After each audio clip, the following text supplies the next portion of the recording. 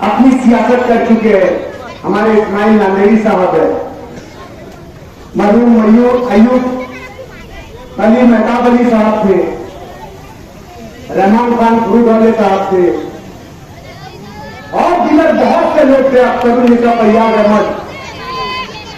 ये तमाम लोग सियासत में अपना मकाम रखते हैं, मकाम रखते थे, अपनी हैसियत रखते हैं। आज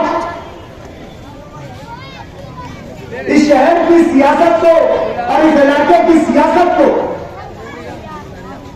शहर में बदनाम करने की कोशिश की जा रही है। इस इलाके को शहर की सियासत में प्रागंदा और गंदा किया जा रहा है। दोस्तों, जहां इलेक्शन लॉ में भेदभाव है, वहीं पर इलेक्शन लॉ में मुहासबा भी एहतसाब वो जो हम सामने वाले से ले और मुहासबा वो जो हम खुद करें। बात पार्लियामेंट इलेक्शन की है तो आज हमारे लिए एहतसाब का दिन है, ये सोचने का दिन है, ये बरसरे इक्तदार से हिसाब लेने का दिन है कि हमने माजी में जिस मेंबर ऑफ पार्लियामेंट को इस इलेक्शन के जरिए चुन कर दिया, भले से हमने वोट नहीं दिया हो, लेकिन हमारा ये इलाका जिस मेंबर ऑफ पार्लियामेंट के गैर असर आता है, उस मेंबर ऑफ पार्लियामेंट में हमारे लिए क्या किया। दोस्तों, याद करना होगा आपको कोविड का जमाना, काम कराया नहीं बेटा तुमको, याद करना होगा आपको कोरोना का जमाना, जहां पर पूरी दुनिया इंसानियत की बुनियाद पर यकजा थी, मुत्तहिद थी, एक साथ थी, जहां पर कोई जात और कोई धर्म नहीं था, जहां पर कोरोना के वायरस को यह नहीं मालूम था कि ये हिंदू है, ये मुसलमान है, ये सिख है, ये ईसाई है, जहां पर कोरोना के वायरस को यह नहीं मालूम था कि ये नासिक का रहने वाला है, ये नहीं मालूम था कि ये मालेगांव का रहने वाला है, ये नहीं मालूम था कि ये दुनिया का रहने वाला है। वहां पर दुनिया मालेगांव पार्लियामेंट के नुमाइंदों ने, एक एमपी ने निहायत गैर जिम्मेदारी का सबूत देते हुए मालेगांव शहर के कोरोना के मरीजों को दुनिया आने से रोक दिया था। खुले तौर पर एक आईनी ओहदे पर बाज आदमी तमाम लोगों का रहनुमा, जो दुनिया मालेगांव पार्लियामेंट के 20 लाख वोटरों का रहनुमा है, 20 लाख लोगों का मसीह है, 20 लाख लोगों का रहबर है, उसने कहा कि मालेगांव के पेशेंट्स को दुनिया में इजाजत ना दी जाए, मालेगांव के मुस्लिम पेशेंट्स को जो है वो दुनिया के सिविल में ना लाया जाए या प्राइवेट हॉस्पिटल्स में ना लाया जाए। आपको इस नारवा सुलूक का बदला लेना है, आपको इस नाइंसाफी का बदला लेना है, आपको इसके साथ आपके साथ होने वाले जो सुलूक का, जो जानवरों जैसा सुलूक आपके साथ किया गया है, आपकी जिंदगियों के साथ किया गया है, आपकी जान के साथ किया गया है, उस बात को मद्देनजर रखते हुए आने वाले 20 मई को आपको वोट देना। इतना मुतासिर नुमाइंदा, इतनी मुतासिर सरकार, जिसका नुमाइंदा इतना मुतासिर है तो उसकी सरकार भी कितनी मुतासिर होगी, कितनी अजदियत पसंद और कितनी तासुब पसंद होगी, ये आप लोगों को बखूबी ही होगा। इसका तजुर्बा 20 सालों में आपको हुआ होगा। हम बार बार कह रहे हैं, हम बार बार ये बेदारी पैदा करने की कोशिश कर रहे हैं कि ये इलेक्शन जाती खिलाफत का नहीं है, ये इलेक्शन आपस में तेरी बेरी करने का नहीं है, ये इलेक्शन इस मुल्क को बचाने का इलेक्शन है, ये इलेक्शन इस मुल्क के कानून, इस मुल्क के संविधान, इस मुल्क के आइन को बचाने का इलेक्शन है, ये इलेक्शन हमारी जिम्मेदारी का इलेक्शन है, ये इलेक्शन इस अहम मोड़ पर खड़े हुए मुल्क को बचाने का इलेक्शन है। 10 सालों में आइन में क्या क्या तब्दीली हुई, जरा एक सरसरी तौर पर मैं आपको जायजा पेश करता हूं और किस लिए हुई है यह भी आपको बताता हूं कि इन 10 सालों में जो यूएपीए का कानून था, जो कौमी सलामती एक्ट का कानून था, उसमें तरमीम की गई। पहले ये कानून इस तरीके का था कि अगर कोई मुल्क के खिलाफ कोई साजिश करता है या गैर कानूनी हरकत करता है जिसमें मुल्क की सलामती को खतरा न हो, ऐसी तंजीमों पर कार्रवाई की जाएगी। याद रखना, तंजीमों पर कार्रवाई की जाएगी, इनफरादी या अकेले शख्स पर नहीं की जाएगी। इस तरीके का ये जो था यूएपीए का कानून था, इस कानून में तरमीम की गई और 36 तंजीमों को इस कानून के जेर असर लाया गया। और आपको बताता चलूं, वो 36 के 36 तंजीमें तमाम के तमाम इनके रहनुमा मुसलमान थे। तंजीमों को एक साथ कार्रवाई करना, तंजीमों को एक साथ बैन करना, यह कानून था। लेकिन इस केस को, इस कायदे में तब्दीली करके एक इनफरादी शख्स, एक अकेले शख्स की कार्रवाई की जा सकती है, ऐसा कानून बनाकर हमारे ही मालेगांव शहर में पॉपुलर फ्रंट ऑफ इंडिया जो सियासी तंजीम थी, उसे दहशतगर्द तंजीम बनाकर आज मौलाना इरफान दौलत नदवी साहब को और उनके दीगर रोकथाम को जो अरेस्ट कर लिया। हमारे अपने बीच में, हमारे गुरुद्वार वार्ड में, तुम्हारे हमारे ताल्लुकों में, हमारे रिश्तेदार, आज उनके बच्चे किस हाल में हमें नहीं मालूम, उनके साथ क्या हादसा पेश आ रहा है हमें नहीं मालूम। 12-15 महीनों से कैदोबंद की सोबत वो शख्स झेल रहा है इसी यूएपीए कानून के तहत, इसी इंफरादी कार्रवाई के तहत। मौलाना करीम को गिरफ्तार किया गया इसी कानून के तरमीम के तहत। मौलाना सलमान अजहरी को गिरफ्तार किया गया इसी कानून की तरमीम के तहत। कानून में तरमीम सिर्फ मुसलमानों के खिलाफ। कर्नाटक एजुकेशन एक्ट को तब्दील किया गया। तालीम में कई मसाइल है, निसाब में कई मसाइल है, तालीम में और कई परेशानियां हैं, लेकिन कर्नाटक एजुकेशन एक्ट अगर तब्दील किया गया, उसमें तरमीम की गई, तो सिर्फ वहां की मुस्लिम बच्चियां जो स्कूल में बाहिजाब जाती थी, जो कॉलेज में बाहिजाब जाती थी, उन बच्चियों का हिजाब उतारने के लिए, उनको बेपर्दा करने के लिए, उनको सड़कों पर सरेआम उनकी इज्जत में, यानी आपने कर्नाटक का वो वाकया देखा होगा जहां पर बच्ची का स्कार्फ नोचा गया, उस बच्ची को, ऐसी बच्चियों को जिनके सर पे अपना आंचल, तहफ्फुज़ का आंचल है, उनका आंचल नोचने के लिए इस कानून में तब्दीली की गई, तरमीम किया गया। और आज कर्नाटक में कांग्रेस की हुकूमत आ गई, लेकिन ये कानून आज भी वैसे ही जारी है। मुस्लिम बच्चियों के सर से हिजाब उतारने के लिए कानून पार्लियामेंट का इस्तेमाल किया जा रहा है। हमारे अपने महाराष्ट्र में Maharashtra wild life conservation act के तहत नाम से एक एक्ट है, जिसमें गौ वंश के जो जानवर है उनकी कुर्बानी पर पाबंदी लगाई गई। ऐसा ही कानून जो है गुजरात एनिमल एक्ट के नाम से भी जो है था, उसमें तरमीम की गई। तरमीम का मकसद सिर्फ यह है कि हिंदुस्तान की आवाम में जो जहनी तौर से पागल हो चुके हैं, जिन पर जुनून सवार है मुसलमानों का और मुसलमानों को तबाह करने का, जिन पर जुनून सवार है, ऐसी तंजीमें जानवरों के रक्षा के नाम पर, गौ रक्षा के नाम पर बेतहाशा मुस्लिम नौजवानों को जो है जबरदस्त कर रही है, यहां तक कि उनकी जान ले रही है, उनको जिंदा जला दे रही है।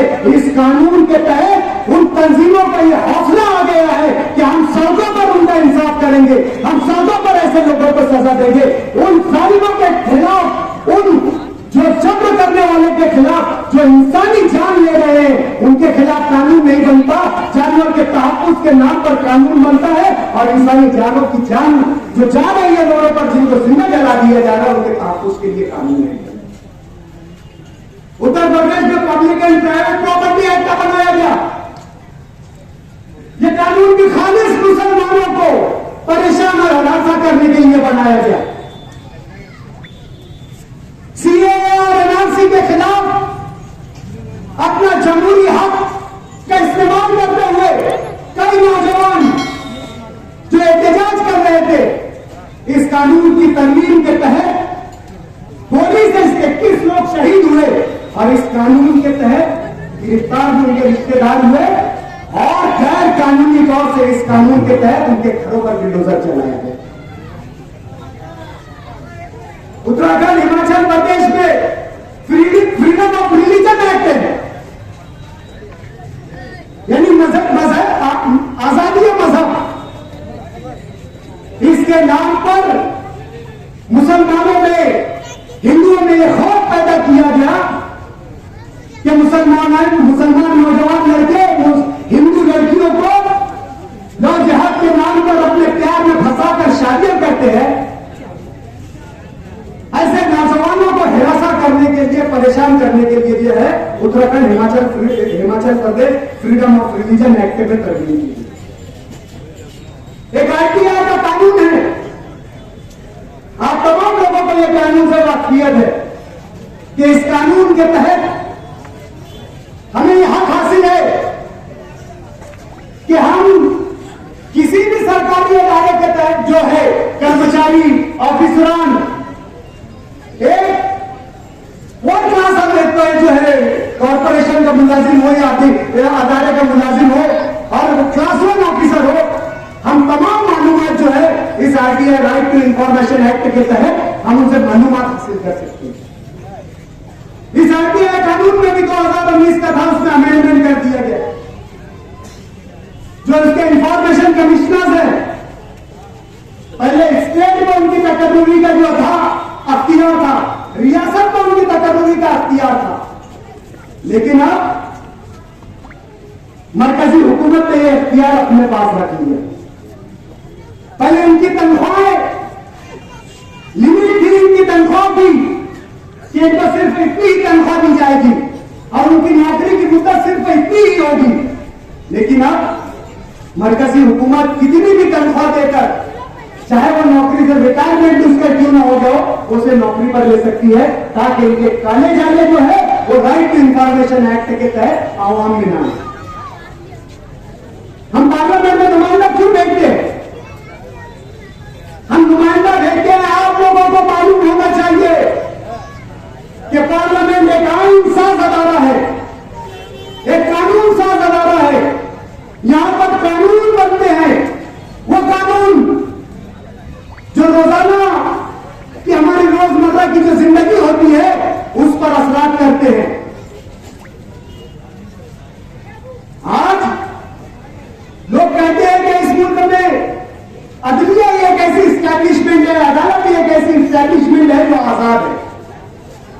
आज अगर हमारे साथ कुछ हो जाए तो हम कोर्ट में जाकर जो है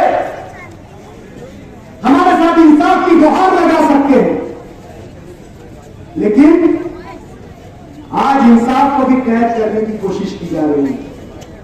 आज जजेस को भी, जो अदालत में बैठे जजेस हैं, उन लोगों को भी दायरा-ए-कार में, कानून के दायरे में लाने की कोशिश की जा रही है। वो रेडी है, अभी नई गवर्नमेंट आएगी तो वो पेश किया जाएगा कि कोई जज अगर गलत फैसला देता है, यानी गलत फैसला किसके एतबार से, कौन इसको जज करेगा कि जज का फैसला गलत है? आज तक एक कहावत हिंदुस्तान में बोली जाती थी कि साहब का कोई साहब है क्या, जज का कोई जज है क्या? अब ये कौन तय करेगा कि ये जज ने गलत फैसला दिया? क्या हुकूमत में बैठे आवामी नुमाइंदे जज करेंगे? क्या आवामी नुमाइंदे इस बात का फैसला करेंगे कि हमारे खिलाफ जो जज ने फैसला दिया है वो गलत है, इसलिए इस जज को सजा? कितनी अंधेर नगरी चौपट राज, लेकिन हम खामोश हैं। हमें इस इलेक्शन की अहमियत ही नहीं मालूम। हम इसे एक त्योहार समझ रहे हैं, हम इसे हंसी मजाक और ठट्टा मारने का नाम समझकर किसने क्या तकरीर करके गया, वो क्या तकरीर करेगा, ये इलेक्शन समझकर इतने कीमती इलेक्शन को जो है हम खसारे में डाल रहे हैं, हमारे मुस्तकबिल को खसारे में डाल रहे हैं।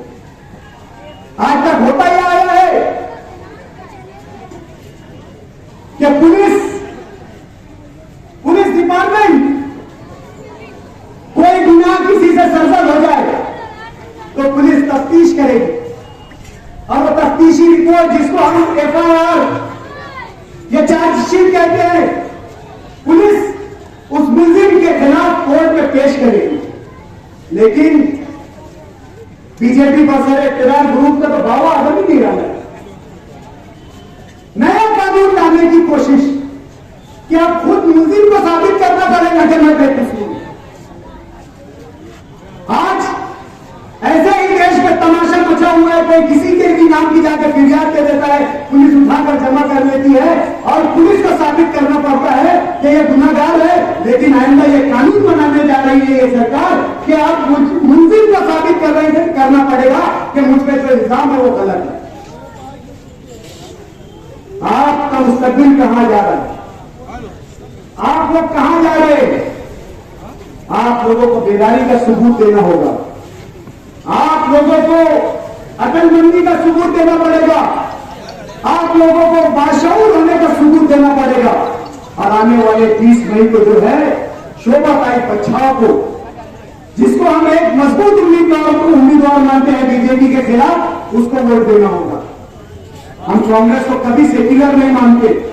सेम सिविल कोड का ड्राफ्ट तक रेडी करने वाली कांग्रेस, गौवंश हत्या का कानून बनाने वाली कांग्रेस, शाहबानो केस में रात तक पार्लियामेंट चलाकर मुसलमानों को 2 हिस्सों में तकसीम कर देने वाली, एक तरफ अंसारी जियाउर रहमान, एक तरफ अजीजुर रहमान साहब और एक तरफ आरिफ खान, 2 मुसलमान कयादतों को तकसीम करके ट्रिपल तलाक के नाम पर यह घिनौना काम करने वाली कांग्रेस, आर्टिकल 370 कायम रखकर कश्मीर से तमाम वसाइल जो कश्मीरी लोग रोजगार पैदा करके कमाते थे, उनसे तमाम वसाइल अपनी ट्रेन चलाकर, अपने मोबाइल फोन लगाकर, अपने टेलीफोन नेटवर्क लगाकर वहां के आबी और जंगलाती वसाइल को हिंदुस्तान में लाकर वहां का तशद्दुद खत्म करने वाली कांग्रेस। और आज बनती सेक्युलर है, इसलिए हम कांग्रेस को कभी सेक्युलर नहीं मानते, कभी सेक्युलर नहीं बोलते।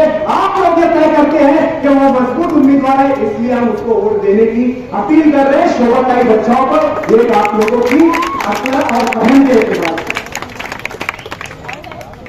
दोस्तों, ये मैंने मेरी बात शुरू की थी कि इलेक्शन यौम एहतजाज तो है लेकिन यौम मुहासबा भी।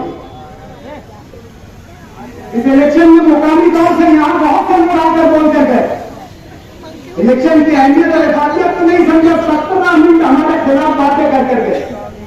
तो जाहिर सी बात है कि हम पर होने वाले जाती हमलों का अब्दुल मालिक ने तो जवाब दिया, लेकिन ये गुरुवार जिसकी पहचान एक सियासी शऊर वाले इलाके की है, आज वो इलाके का हाल क्या हो रहा है?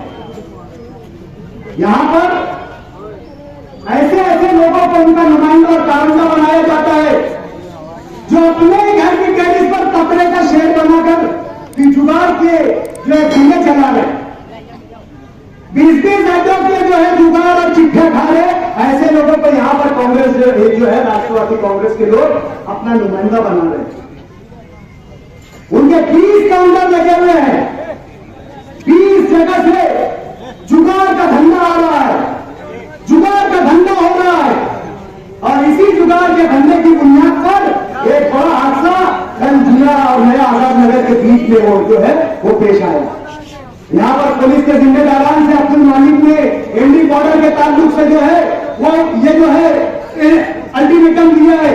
मैं ये 17 काउंटर, ये 17 धनी लोगों के ताल्लुक से पुलिस को जो है अल्टीमेटम देना चाहता हूं कि हमारे पीछे के गार्डन में यहां पर जुगाड़ की चीटियां टीपी जा रही है और नया आजाद नगर की एक बिल्डिंग पे पतले का नया शेड बनाकर पुलिस की नजरों से बचने के लिए पीछे से एक सीढ़ी बनाई गई है। पुलिस को अच्छी से मालूम है पुलिस कौन सी आइसक्रीम की दुकान पर बैठकर उस शख्स से हफ्ता लेती है, ये हमें भी मालूम है।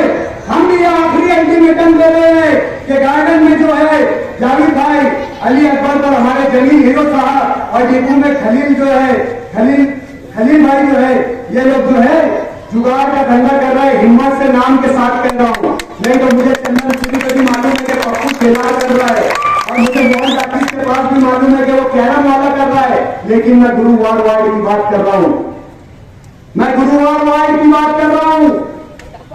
पवारवाड़ी पुलिस स्टेशन और आजाद नगर पुलिस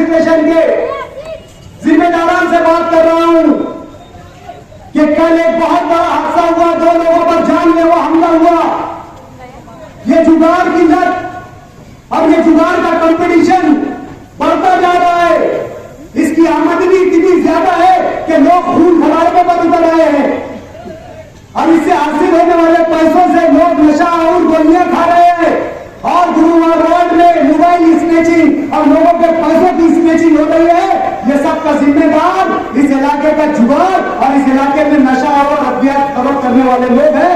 पुलिस अगर इस पर कार्रवाई नहीं करती है तो हम बहुत जल्द है इसे अवामी तहरीक की शक्ल देंगे और हम तमाम लोगों को बताएंगे कि पुलिस के नुमाइंदे कौन सी पार्लर स्क्रीन पर आइसक्रीम पार्लर पर बैठकर हफ्ता ले रहे हैं। पुलिस के समझ ले कि हमने यहाँ से समाजी बुराई निकालना है। हमें बहुत तकलीफ हो रही है। हमने एक संस्था के साथ मिलकर यहाँ पर जो है वीडियो कैमरा लगाने का प्रोग्राम बनाया है।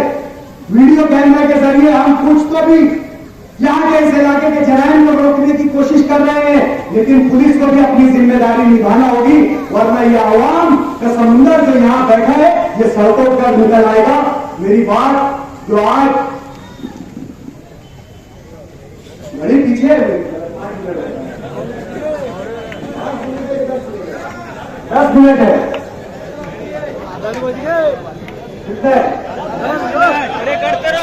पुलिस ही बता देगी 10 मिनट है। अच्छा 10 बज गए, ठीक है। तो हम भी कानून के पाबंद लोग हैं, कानून की गुजारिश कानून के रखवालों से कर रहे हैं। तो इस बात पर मैं अपनी बात खत्म करता हूं कि जुगनुओं को साथ लेकर रात रोशन कीजिए, जुगनुओं को साथ लेकर रात रोशन कीजिए। रास्ता सूरज का देखा तो शहर हो जाएगी। वाक़ई दावाना नहीं।